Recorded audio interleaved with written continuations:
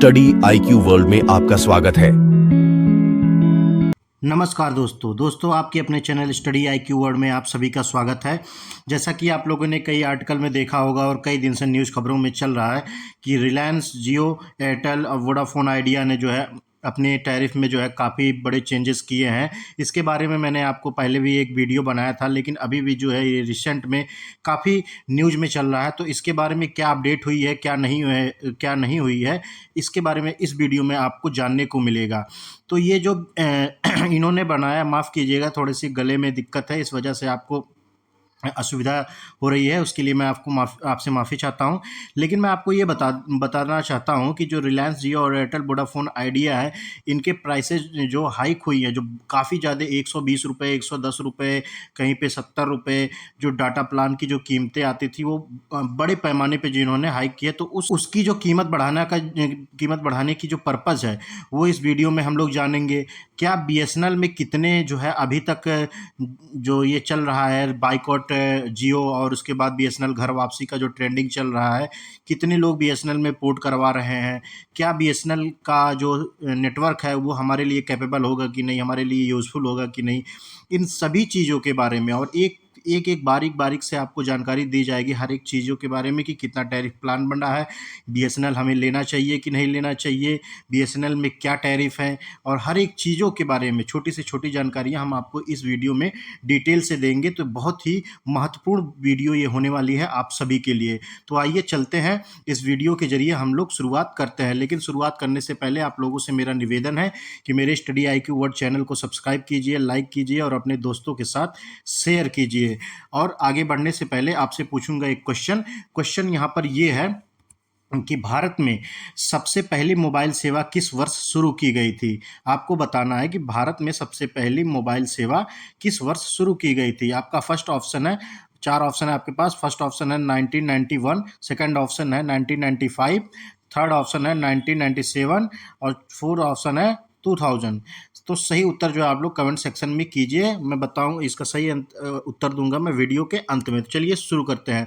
जैसा कि आप लोग देख पा रहे होंगे कि ये आर्टिकल है और कई आर्टिकल ऐसे जो है पब्लिश हो रही है कि जियो बाइकॉट और बीएसएनएल की घर वापसी ये ट्रेंड कर रहा है जो है एक्स पर। जैसे कि आप लोग जानते हैं कि ट्विटर पहले था, वो अब आज के टाइम पे एक्स हो गया है।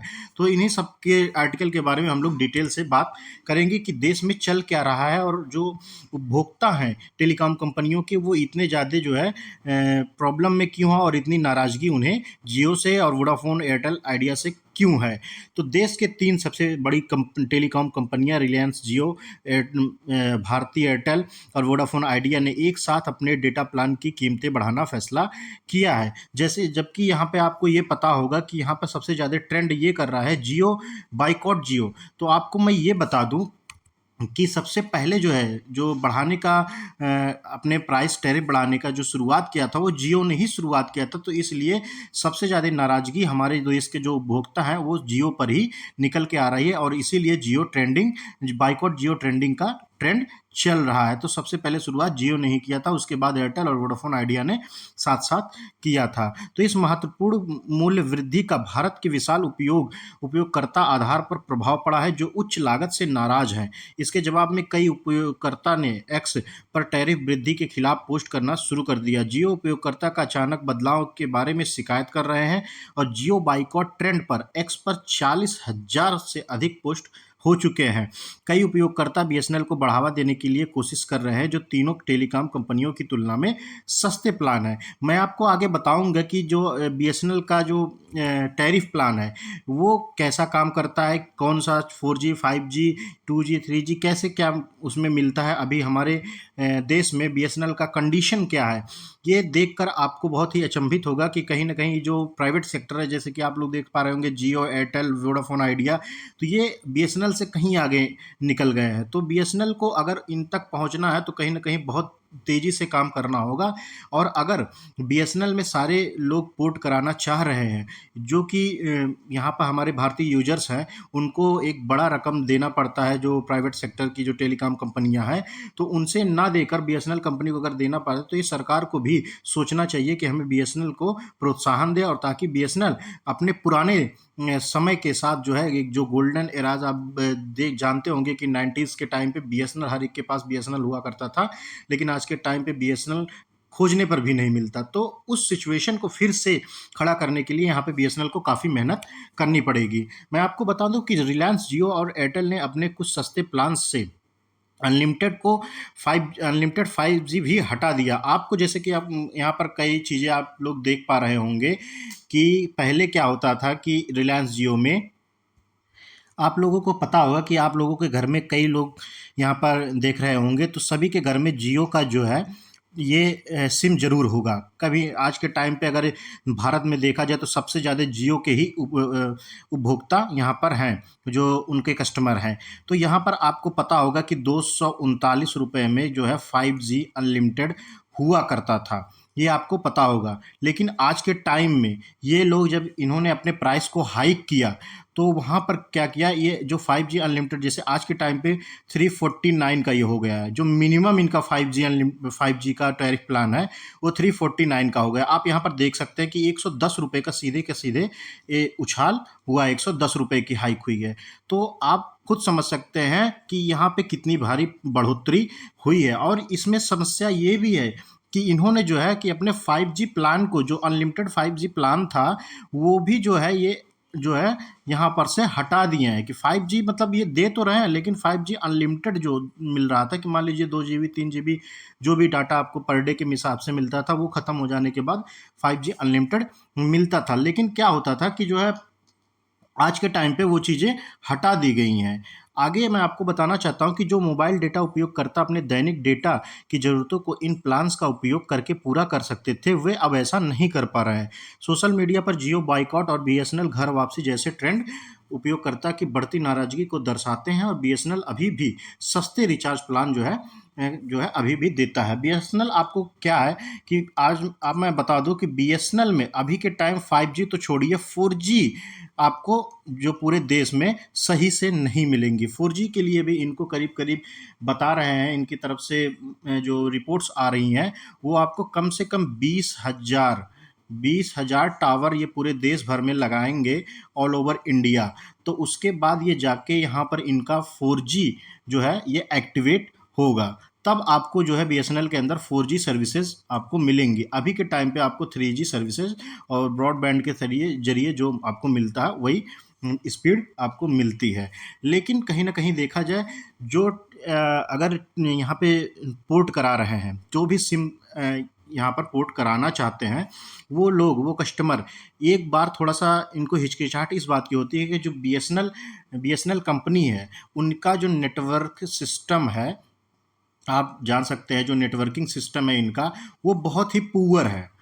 आप कहीं दूर दराज में चले जाएंगे तो वहाँ पे नेटवर्क नहीं आएगा, और इनकी नेट भी जो है सही से नहीं चलेगी। तो आज के टाइम पे ये दोनों चीज़ें जो है एकदम बिल्कुल कंपल्सरी हो गई हैं कि एक यूजर्स को एक तो नेटवर्क चाहिए और ऊपर से जो है इनको नेट चाहिए। तो नेट और नेटवर्क दोनों चीज़ जो ये है, ये बीएसएनएल अभी देने में उतना तो क्या, बहुत कम ही समर्थ है। तो इसी के चलते जो है, जो पोर्टिंग का सिस्टम है वो थोड़ा कम है। लेकिन फिर भी बताया जा रहा है कि 1 लाख के ऊपर जो है कस्टमर यहाँ से निकल के जियो से निकल कर जो है बीएसएनएल में चले गए हैं। और यहाँ पर एक चीज़ मैं आपको और बता दूं कि कुछ यहाँ पर जो ग्रुप आए हैं, जैसे कि मान लीजिए यूनियन, जैसे कि टैक्सी यूनियन आते हैं। टैक्सी यूनियन ने भी जो है ऐलान किया है कुछ जगहों पर कि हम जो है यहाँ पे जियो का जो मतलब इनका सिम है या फिर जो है टेलीकॉम से ये जुड़े हुए हैं, उसमें से ये निकल कर ये पोर्ट करा के बीएसएनएल में जो है ये जाने की घोषणा कर दिए हैं। अब देखते हैं कि ये कितना ट्रेंड काम करता है, कितना नहीं ट्रेंड काम करता है। आने वाले दिनों में इसका अनुमान हमें बिल्कुल मिलेगा। जियो बाइकआउट ट्रेंड के समांतर नेटिजन्स जो है बीएसएनएल की घर वापसी ट्रेंड भी चला रहे हैं, जो बीएसएनएल के प्रति बढ़ती सकारात्मक भावना को दर्शाता है। इस ट्रेंड पर एक्स पर 45,000 से अधिक पोस्ट हो चुके हैं। राज्य संचालित टेलीकॉम कंपनियां तीनों कंपनियों की तुलना में बहुत सस्ते प्लान पेश करती है। रिलायंस जियो, भारती एयरटेल और वोडाफोन आइडिया जो है एक्स पर उपयोगकर्ता 5G कनेक्टिविटी को छोड़ने के लिए तैयार दिख रहे हैं ताकि वो बीएसएनएल की ओर रुख कर सके। मैं आपको बता दूं कि यहाँ पर अंतर क्या है। आप यहाँ पर बता सकते हैं, आप खुद देख सकते हैं कि बीएसएनएल है वो 2 GB का डाटा, आप यहाँ पे देख 2 GB का डाटा 30 दिनों की अवधि के प्रदान करता है, जिसकी कीमत मात्र 199 है, 199 है। और वहीं पे जो है दूसरी ओर देखा जाए, एयरटेल प्रतिदिन 2 GB डेटा के लिए महीने भर के रिचार्ज के लिए 379 चार्ज करता है। और वहीं रिलायंस जियो जो है 28 दिनों की वैधता के लिए 349 चार्ज करता है। और यहाँ पर सारे उपभोक्ता की समझ में ये भी नहीं आता कि महीना जो आप आजकल प्राइवेट एजेंसियां जो बोलती हैं कि हम 1 मंथ का प्लान दे रहे हैं, और 1 मंथ इनका क्या होता है कि ये 28 दिन का होता है। भाई हमें ये समझाएं कि हमें जो फरवरी को अगर छोड़ दिया जाए, जो भी आता है 4 सालों में जो है एक बार, तो उस अगर महीनों को छोड़ दिया जाए तो ये एक महीना जो है 28 दिन जोड़कर क्या साबित करना चाहते हैं। तो ये चीज़ें भी कहीं ना कहीं जो है मतलब कस्टमर के दिमाग में रहता है। जो महीना हमें 30 दिन काउंट करना होता है, ये 28 दिन काउंट करके बैठते हैं। और वहीं आप देख लीजिए 199, उसके बाद 349, ये ज़मीन आसमान का फ़र्क है इनके प्राइसेस में। तो ये कहीं ना कहीं देखा जा सकता है कि इससे काफ़ी उपभोक्ता नाराज हुए हैं। रिलायंस जियो, एयरटेल और वोडाफोन आइडिया ने अपने प्रीपेड और पोस्टपेड प्लान की कीमतों में 600 तक की वृद्धि की है। सबसे बड़ी मूल्य वृद्धि एयरटेल और जियो के वार्षिक रिचार्ज प्लान में देखी जा सकती है। जिस प्लान की कीमत 2,999 थी, उसे बढ़ाकर 3,599 कर दिया गया है। कंपनी ने दावा किया है कि यह चार्जेस उपयोगकर्ता प्रति औसत राजस्व ARPU को स्वस्थ बनाए रखने के लिए आवश्यक थी।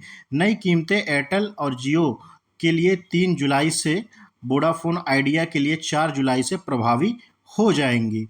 एयरटेल ने मूल्य वृद्धि के बारे में अपने बयान में समझाया है कि हमें विश्वास है कि यह ARPU स्तर नेटवर्क तकनीकी और स्पेक्ट्रम में आवश्यक निवेश को सक्षम करेगा और पूंजी पर मामूली रिटर्न प्रदान करेगा। तो ये इन सब दिक्कतों के बीच जो है बीएसएनएल की तरफ सारे रुख कर रहे हैं। तो आप लोगों का क्वेश्चन है कि यहाँ पर बीएसएनएल लोगों के लिए क्या कर रहा है।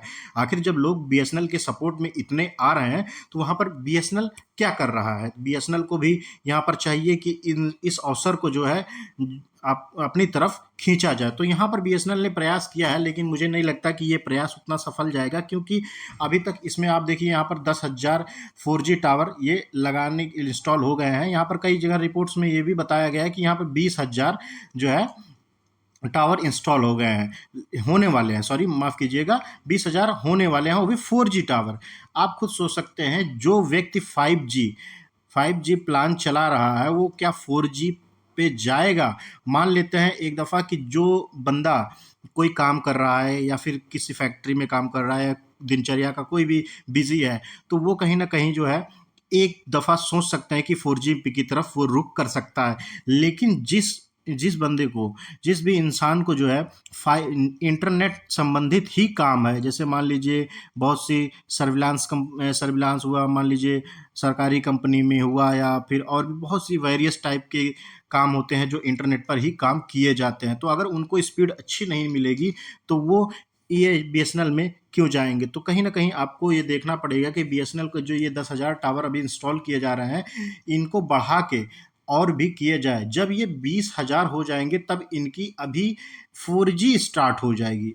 4G अभी स्टार्ट हुई नहीं है, आपको ये मैं बता दूं कि अभी 4G स्टार्ट नहीं हुई है। तो यहाँ पर क्या होगा कि 20,000 टावर जब ये पूरे ऑल ओवर इंडिया में लग जाएंगे तो यहाँ पर 4G सर्विस ये एक्टिवेट कर देंगे। तो अभी तो ये इसके लिए ये लोग मेहनत कर रहे हैं। वहीं पर बीएसएनएल द्वारा ये कहा गया है कि हम जो है यहाँ पर पूरे ऑल ओवर इंडिया में 1.12 लाख टावर जो है इंस्टॉल करेंगे 4G और 5 सर्विसेज के लिए अक्रॉस इंडिया।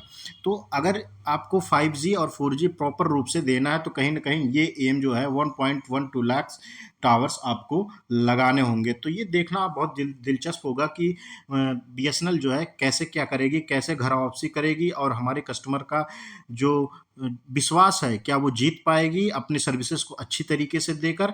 तो इस सब चीज़ों पे हम अपनी नज़र बनाए हुए हैं। जैसे ही आगे कोई रिपोर्ट आती है, मैं आप सभी के लिए एक अपडेटेड वीडियो बना दूँगा। और आप लोगों से मेरा निवेदन है कि आप लोग कितने लोग जो हैं ये पोर्ट करा के बीएसएनएल में गए हैं और कितने लोगों का मन है कि पोर्ट कराना है, इन सब चीज़ों पे आप लोग कमेंट कीजिए और हमारे चैनल को सब्सक्राइब कीजिए। आइए चलते हम लोग अपने क्वेश्चन की तरफ। क्वेश्चन हमारा ये था कि भारत में सबसे पहली मोबाइल सेवा किस वर्ष शुरू की गई थी? तो इसका सही उत्तर हो जाएगा ऑप्शन नंबर सेकंड और 1995 में। भारत में सबसे पहली मोबाइल सेवा 1995 में शुरू की गई थी।